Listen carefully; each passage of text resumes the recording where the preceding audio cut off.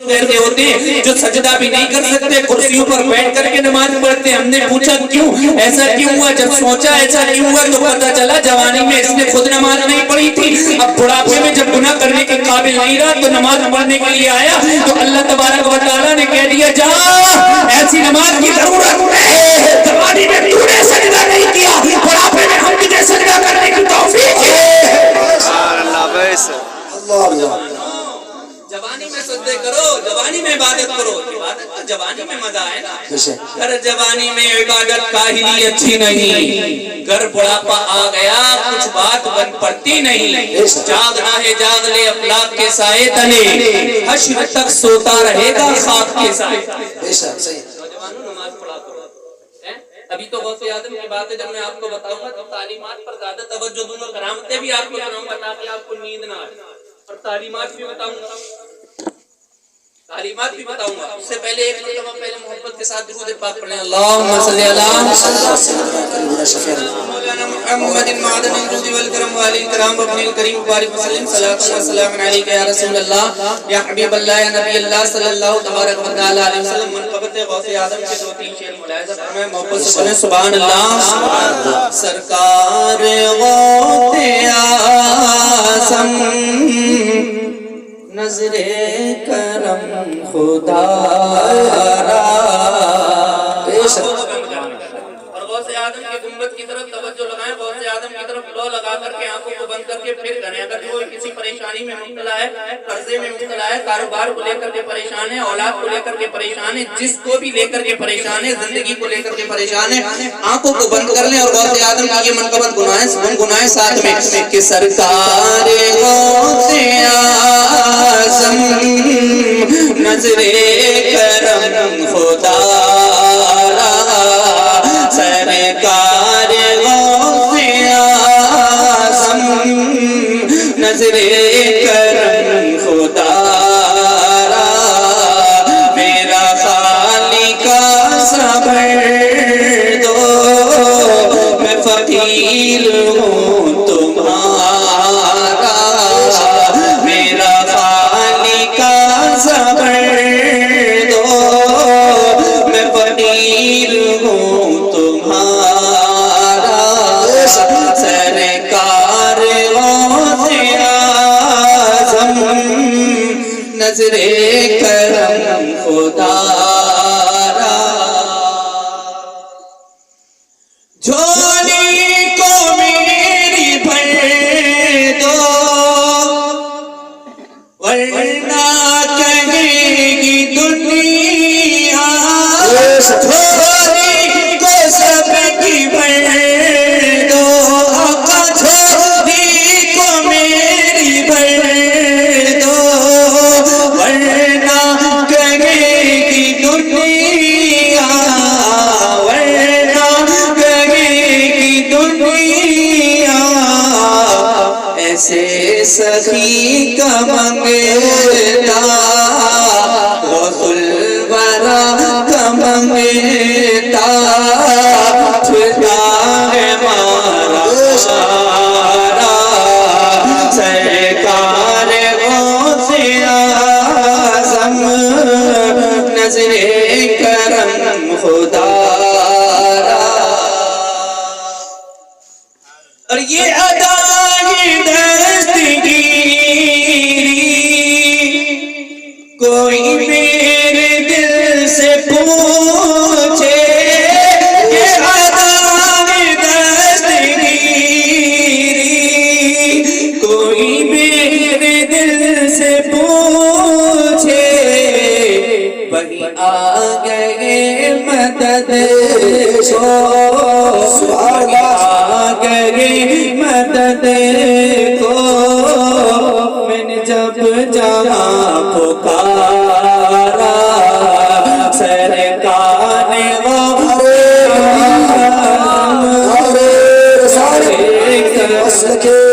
حضرت فیضان غوث اعظم حضرت مفتی جعفر حسین صاحب قبلہ. عشق محبت عشق محبت اعلیٰ حضرت اعلیٰ حضرت.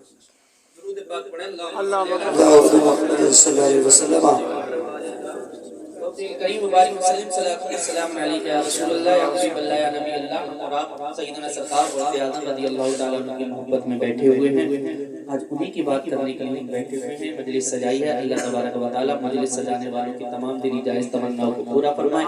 اللہ تعالیٰ یہاں جتنے بھی حاضر آئے ہیں ان کی حاضری کو قبول فرما اور ان کی تمام دلی جائز تمناؤں کو پورا فرما. اللہ کریم ہم سب کو سیدنا سرکار غوث اعظم رضی اللہ تعالیٰ عنہ کے فیض و برکات سے مالا مال فرما. دیکھیے آپ نے سنا تو بہت ہوگا غوث اعظم کے بارے میں بہت سنا ہوگا، لیکن آج تھوڑا کچھ سیکھ کر کے جائیں. پتہ تو چلنا چاہیے جو ہمارے پیر ہیں، پیرانے پیر ہیں، غوث اعظم رضی اللہ تعالیٰ عنہ نے کہاں رہتے تھے، کب پیدا ہوئے، کس طریقے سے اسٹرگل کیا، کہاں تعلیم حاصل کی، یہ سب پتہ ہونا چاہیے. تو میں آپ کو بتا دوں غوث اعظم رضی اللہ تعالیٰ عنہ 470 ہجری 1 رمضان المبارکہ کو پیدا ہوئے. یاد رہے گا غوث اعظم کب پیدا ہوئے تھے، کون سے مہینے میں پیدا ہوئے تھے. اپنے بچوں کا تو برتھ ڈے خوب یاد رہتا ہے نا، یاد رہتا ہے. غوث اعظم کا بھی برتھ ڈے یاد کر لو. 1 رمضان کو پیدا ہوئے تھے.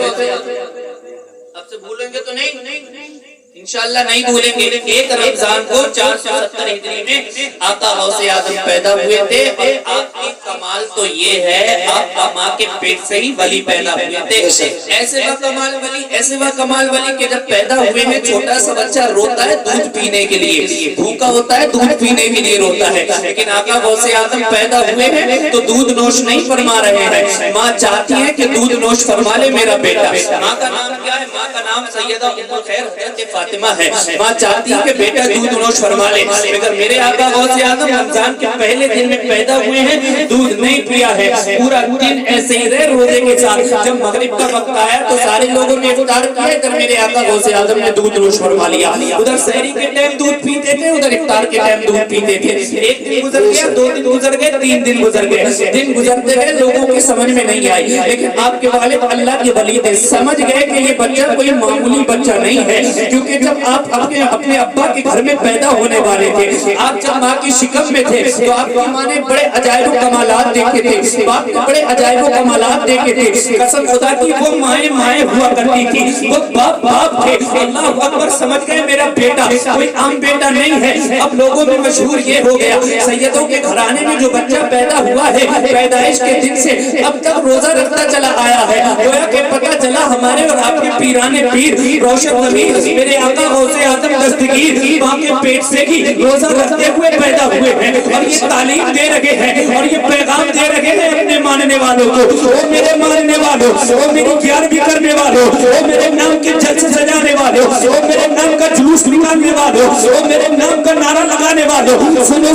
تم اپنے جم کر کے بوٹی سوارتے ہو. تم 25 سال کے جوان ہو گئے ہو، تم 30 سال کے جوان ہو گئے ہو، تم 35 سال کے جوان ہو گئے ہو. خدا کا کچھ خوف کھا لیا کرو. تم جب رمضان کا مہینہ آتا ہے تم نے اپنے پان کھانے کی عادت ایسے بنا لی ہے کہ اب تم روزے نہیں رکھ سکتے، تم اللہ کی رضا کے لیے بھوکے نہیں رہ سکتے، تم اللہ کی رضا کے لیے پیاسے نہیں رہ سکتے. اور نوجوانوں مجھے بتاؤ تو صحیح، تمہارے پیرانے پیر ابھی 1 دن کے نہیں ہوئے ہیں کہ اللہ کی رضا کے لیے روزے رکھے گئے. ارے تم اپنا جسم جس لیے سوار رہے ہو، تم اس جسم کو کہاں لے کر کے جاؤ گے؟ یاد رکھو میدان محشر ہوگا، نفسی کا عالم ہوگا. اگر تم نے اللہ کی رضا کے لیے روزے نہیں رکھے اور کل قیامت کے دن اللہ تبارک و تعالیٰ نے پوچھ لیا میرے بندے بتا تو صحیح میں نے تجھ پر روزے فرض کیے تھے، بتا کہ تو روزے رکھ کر کے آیا ہے. اور نوجوان تم شرمندہ ہو جاؤ گے، تب تمہیں پچھتاوا ہوگا. کاش کہ ہم روزے رکھ لیے ہوتے، کاش کہ ہم نے نمازیں پڑھنی ہوتی، کاش کہ ہم نے بڑوں کی عزت کرنی ہوتی، کاش کہ ہم نے مدرسے میں تعلیم کرنی ہوتی،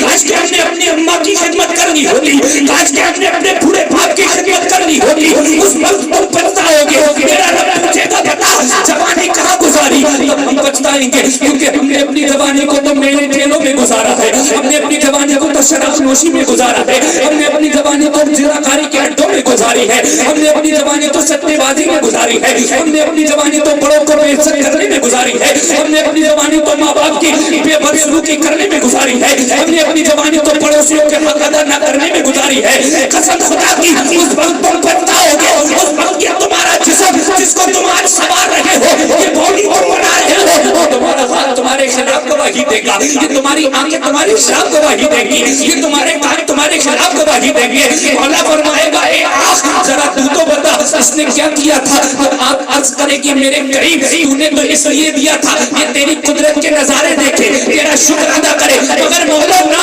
इसने कुदरत के नजारे देखे तो तेरा शुक्र अदा ना किया था। मौला इसने तो रात को गंदी गंदी फिल्में देखी थी, इसने तो कंबल के अंदर मोबाइल में गंदे मनाजिर देखे थे। अब अल्लाह तबारक व तआला कान से फरमाएगा एक कान जरा तुमको बता इसने क्या किया था। तब ये तुम्हारा कान होगा लेकिन तुम्हारे खिलाफ गवाही देगा, कहेगा मौला तूने तो इसलिए दिया था ताकि ये मुस्तफा की बातें सुने, कुरान की तिलावत सुने, मगर मौला ना इसने कुरान की तिलावत ना सुनी थी, मुस्तफा पे नाते ना सुनी थी, बल्कि इसने तो कानों में ईयरफोन लगा करके गंदे गंदे गाने सुने थे, लोगों की चुगलियां सुनी थी, लोगों की कीमतें सुनी थी, लोग गंदे गंदे सॉन्ग सुनता रहा। अल्लाह अकबर। अल्लाह तबारक व तआला हाथ को हुक्म देगा ए हाथ जरा तुम तो बता दो इसने क्या किया था। तब हाथ तुम्हारा होगा लेकिन तुम्हारे खिलाफ गवाही देगा ए रब तूने तो इसलिए दिया था ताकि ये कमजोरों की खिदमत करता रहे, बूढ़ों का सहारा बनता नजर आए, सदका खैरात करता नजर आए, मगर मौला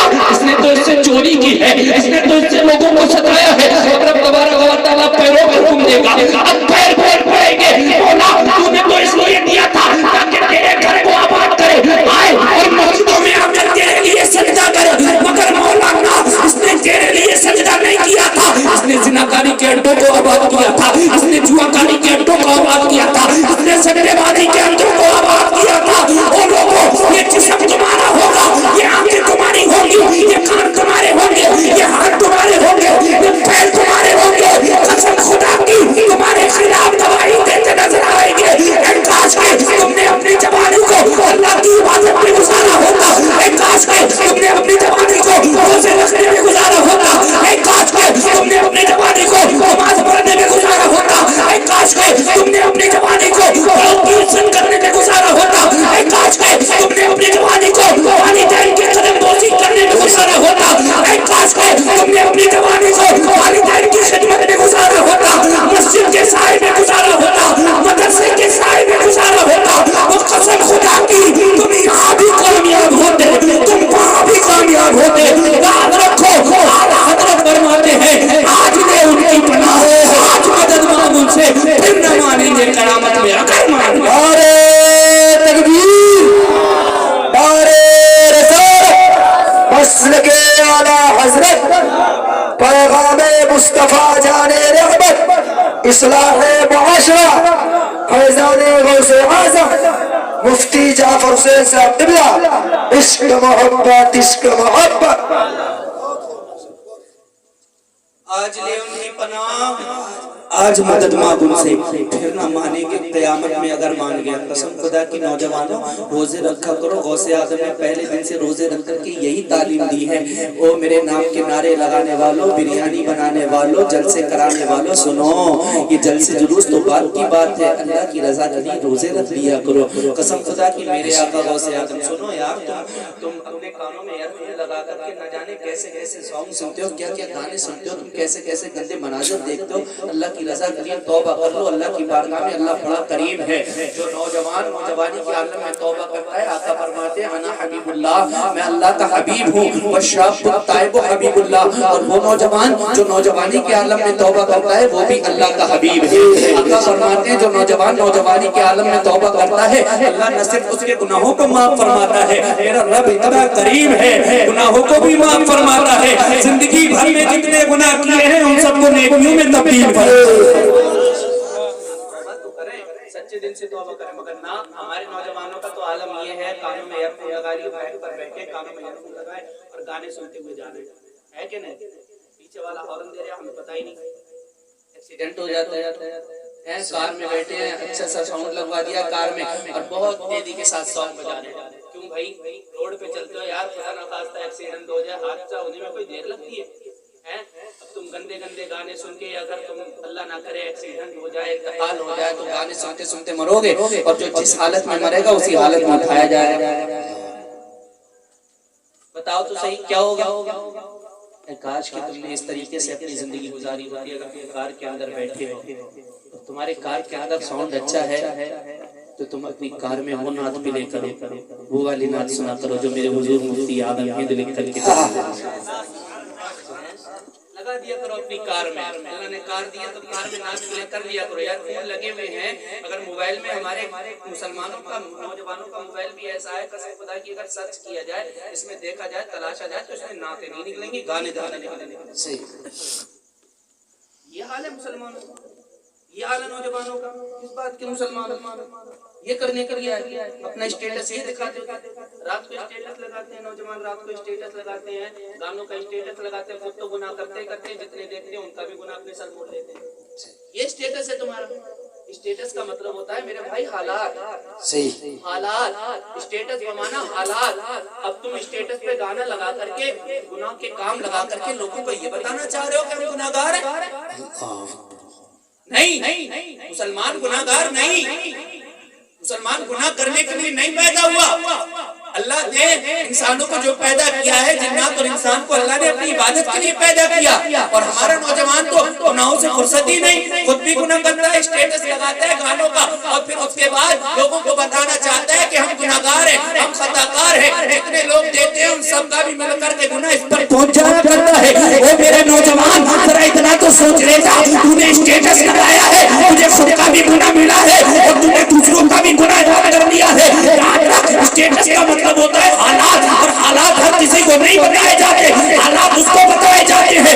حالات بدلنے پر قادر ہو. کاش کہ تو نے اپنا اسٹیٹس یہ بنایا ہوتا، کاش کہ تو نے اپنا اسٹیٹس یہ بنایا ہوتا کہ ایک لاکھ اٹھتا، بزرگ اٹھتا، اللہ بچھاتا اور اپنے رب کے لیے سجدہ کرتا اور رو کر کے کہتا مولا میرا اسٹیٹس موبائل کا نہیں، میرا اسٹیٹس تو یہ ہے کہ میں تیری بارگاہ میں آ گیا ہوں. مولا میری بھی مغفرت فرما دے، میرے ماں باپ کی بھی.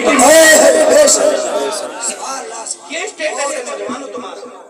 اس طریقے سے کرو نا یار، ایسے اسٹیٹس لگایا کرو، مصلی بچھا دیا کرو تنہائی کی راتوں میں، کوئی دیکھے نہ دیکھے. رب لا تأخذہ سنۃ ولا نوم، اللہ کو نیند اور اونگ آتی ہی نہیں ہے، ہر ٹائم تم پر نظر ہے. بچھا دیا کرو، کبھی اللہ کی یاد میں رو لیا کرو، ایک آنسو بہا لیا کرو، قسم خدا کی کامیاب ہونا. عرض یہ کر رہا تھا کار میں اگر تمہیں نعت بھی پلے کرنی ہے تو نہ یہ نعت پلے کرا کرو، حبیب خدا کا نظارہ کرو. حبیب خدا کا نظارہ کروں میں، دل و جان ان پر نثارہ کروں میں. تیرے ایک جان کیا ہے اگر ہو کروڑوں، تیرے نام پر سب کو بارہ کروں. یاد رکھو اگر تم یہ نام سنتے ہو اور حبیب خدا کا نظارہ کروں میں، اللہ نہ کرے اگر تمہارا ایکسیڈنٹ ہو جائے تو تم سن کیا کہتے، حبیب خدا کا نظارہ کروں میں، اور اگر تمہارے جسم سے